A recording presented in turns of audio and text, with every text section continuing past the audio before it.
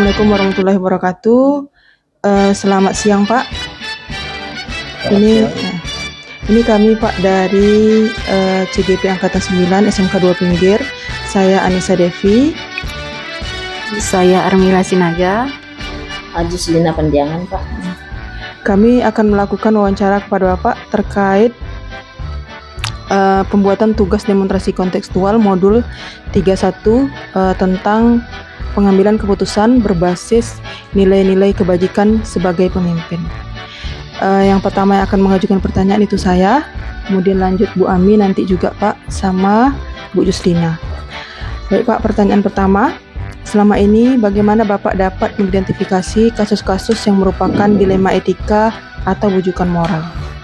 Oke, terima kasih. Jadi saya menyambut baik yang Ibu lakukan, terutama untuk CGP ya, Angkatan 9, jadi sampai pada wawancara yaitu tentang pengambilan keputusan yang berbasis etika dan juga moral.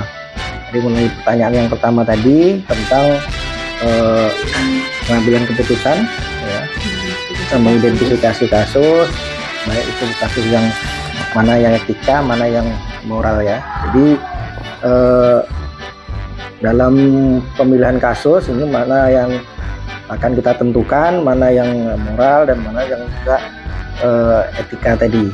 Jadi yang pertama adalah dengan memilah daripada kasus-kasus tersebut. Setelah itu akan kita pertimbangkan jadi dampak daripada akibat pengambilan keputusan tadi ya, mana yang berakibat paling minim yang kita buat. Jadi jangan sampai keputusan yang kita ambil itu bisa merugikan baik dari si yang punya kasus maupun dari sekolah. Jadi identifikasinya kita lihat dari dampak yang ditimbulkan ya. Baik Pak, pertanyaan selanjutnya nih Pak ya. Selama ini bagaimana Bapak menjalankan pengambilan keputusan di sekolah Bapak, terutama untuk kasus-kasus di mana ada dua kepentingan yang sama-sama benar atau sama-sama mengandung nilai kebajikan? Oke, terima kasih Bu Eni. Jadi yang kedua, dalam mengambil keputusan kita melihat efek daripada keputusan yang kita ambil. Jadi kalau keputusan kita ambil itu seminim mungkin dengan bersinggungan dengan aturan. Jadi aturan itu kita harus tegakkan, kita harus disiplin juga terhadap aturan, tapi kita tidak mengesampingkan juga nilai-nilai etika dan moral kita sebagai kepala sekolah. Oke Pak, selanjutnya Pak, itu langkah-langkah atau prosedur seperti apa yang biasa Bapak lakukan selama ini? Oke, jadi langkah-langkahnya biasanya pertama kita identifikasi masalahnya, apa yang timbul masalahnya. Yang kedua kita lakukan diskusi. Di sini kami sebagai kepala sekolah akan melibatkan terutama wakil kepala sekolah, terus stakeholder yang ada seperti komite, dan juga tidak ketinggalan juga adalah yang sebagai terjadi permasalahan tadi itu akan kita panggil untuk kita lakukan diskusi atau coaching terhadap permasalahan yang ada. Baik Pak, kita lanjut pertanyaan berikutnya. Hal-hal apa saja yang selama ini Bapak anggap efektif dalam pengambilan keputusan pada kasus-kasus dilema etika? Oke, jadi yang efektif kita terapkan di sini adalah tetap diskusi. Jadi diskusi baik dengan wakil, wali kelas maupun guru-guru yang ada di lingkungan sekolah. Jadi itu seolah merupakan pemecahan masalah yang efektif. Jadi semua keputusan itu tidak bersumber hanya dari kepala sekolah aja, tapi sebagai tim. Oke, baik Pak. Yang selanjutnya nih Pak ya. Hal-hal apa saja yang selama ini merupakan tantangan dalam pengambilan keputusan pada kasus-kasus dilema etika? Tantangan yang ada sekarang adalah kita dalam mengambil keputusan itu bisa mungkin tidak melanggar daripada aturan. Jadi aturan yang dibuat oleh pemerintah itu harus kita jalankan. Tapi juga kita tidak bisa juga keputusan itu yang melanggar daripada adat ataupun budaya dari masyarakat kita sekitar. Jadi kita harus pertimbangkan itu juga supaya nanti keputusan itu sebagai hasil yang terbaik yang kita buat untuk permasalahan yang ada. Oke Pak, apakah Bapak memiliki sebuah tata cara atau jadwal tertentu dalam sebuah penyelesaian kasus dilema etika?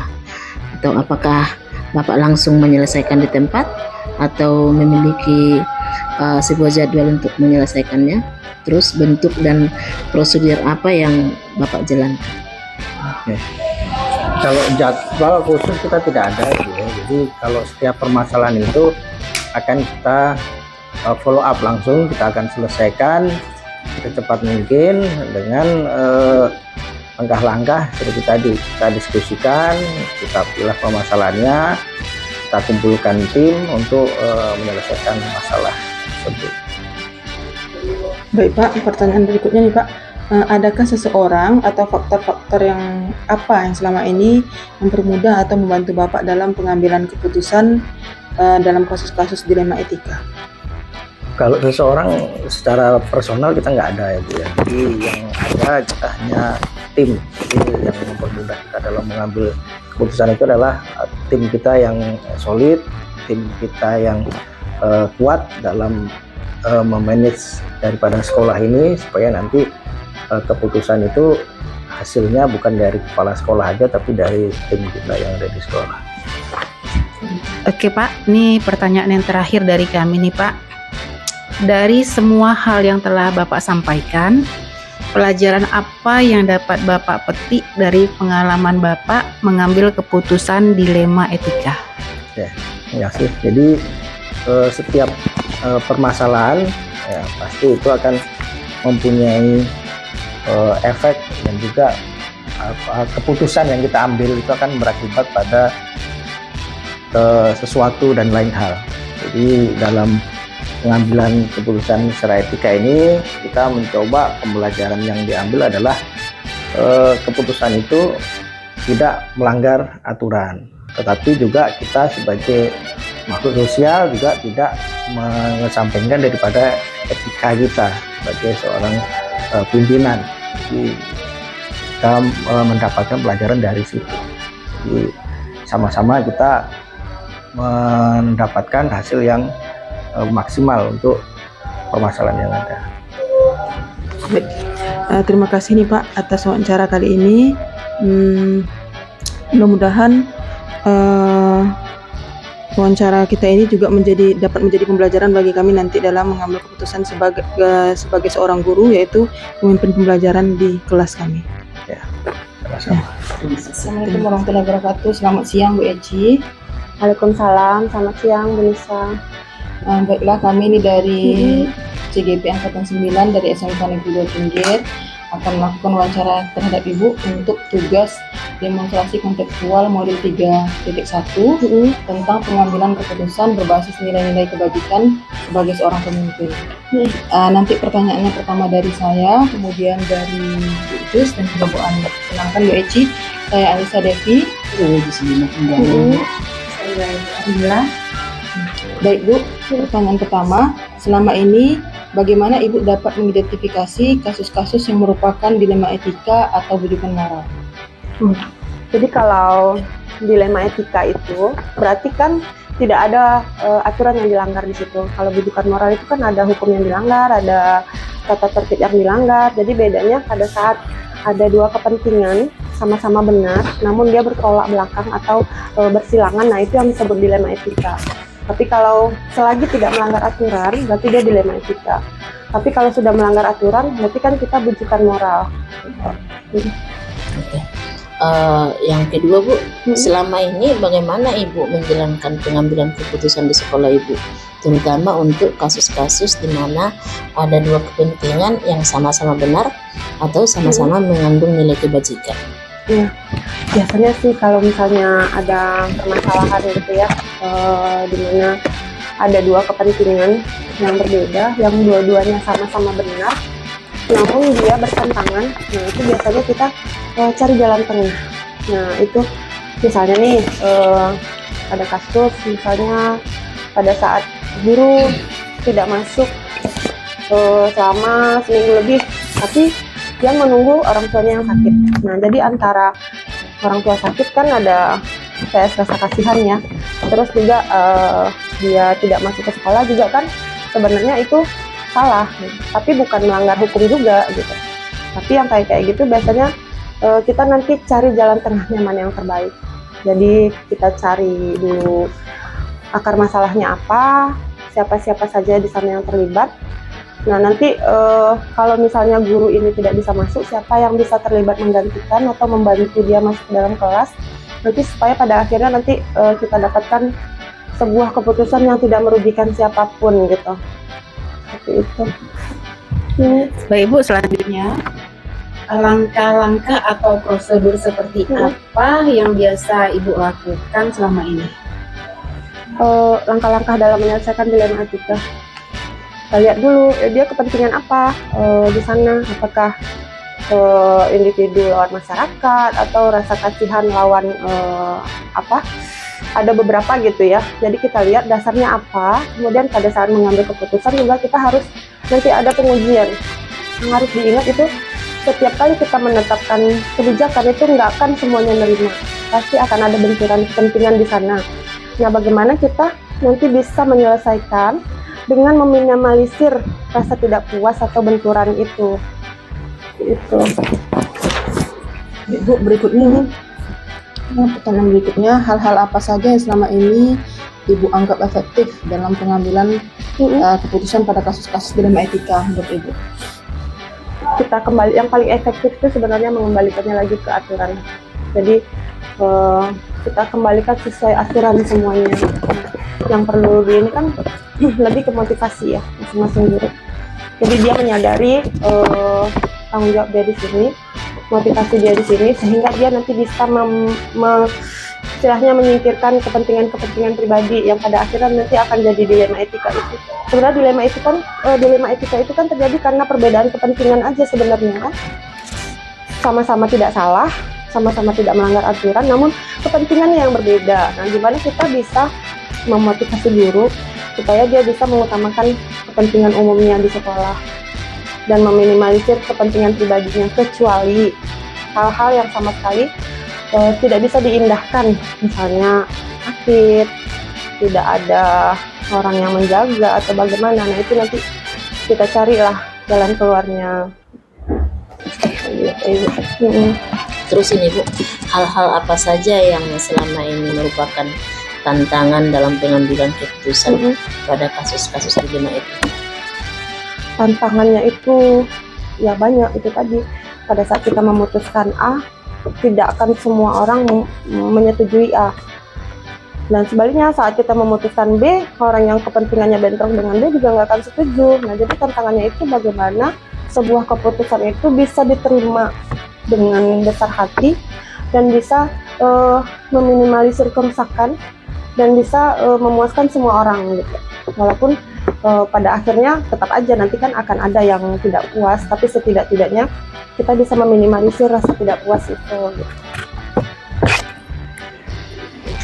Baru ini Bu, selanjutnya apakah Ibu memiliki sebuah jadwal dalam sebuah penyelesaian kasus dilema etika?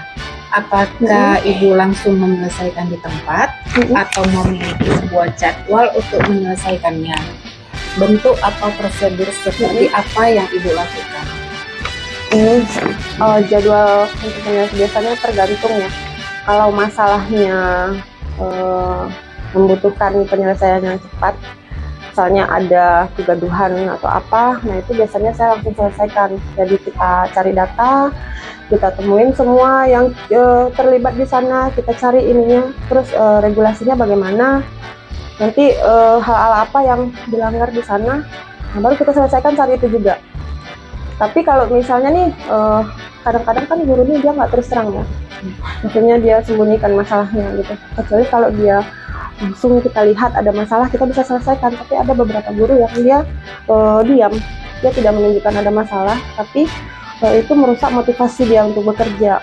Nah biasanya kalau kayak gitu saya adakan beberapa diskusi Bu. Misalnya dalam satu semester kita adakan beberapa pertemuan temu ramah yang istilahnya kita dalam persahabatan, nanti dalam kita berdiskusi biasa nanti keluarlah masalah-masalah itu. Nah kayak gitu. Tapi tidak misalnya masalah ini kita selesaikan 2 minggu lagi, enggak.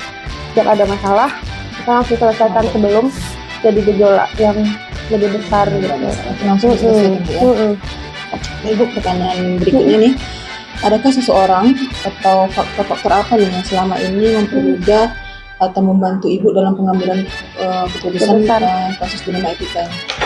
Kalau kepala sekolah, kita kan punya NKKS ya. Jadi kalau misalnya ada masalah yang rasanya kita tidak bisa selesaikan atau kita sudah coba selesaikan tapi nggak selesai, nah biasanya kita diskusi ke MKKS ya istilahnya, atau kita diskusi ke orang-orang yang menurut kita pola pikirnya sama. Istilahnya pada saat dia memutuskan atau menyelesaikan masalah, kalau kita jadi dia, kita juga akan memutuskan yang sama gitu. Jadi kita cari kan pasti ada kita, misalnya beberapa orang yang kita anggap pola pikirnya sama kita. Kalau ada masalah gini gimana, nanti bagaimana cara dia menyelesaikan, dan kita akan meniru itu, atau kita merasa oh iya pada saat kita ada masalah kita juga akan ini. Jadi ada beberapa di kawan-kawan kita juga, atau kalau di sesama guru ada masalah di guru, saya biasanya ambil teman yang biasa sama dia. Jadi yang dia paham ini kenapa sebenarnya. Nah itu pasti ada. Banyak lah kalau tempat bertanya banyak. Oke, dari semua hal yang telah disampaikan, pembelajaran apa yang dapat Ibu petik dan dari pengalaman Ibu mengambil keputusan dilema etika itu? Pengalaman pelajarannya itu apapun yang kita buat, apapun yang kita tetapkan itu tidak akan pernah 100% diterima. Akan bisa memuaskan Tidak akan pernah bisa memuaskan semua orang, karena setiap orang kepentingannya beda.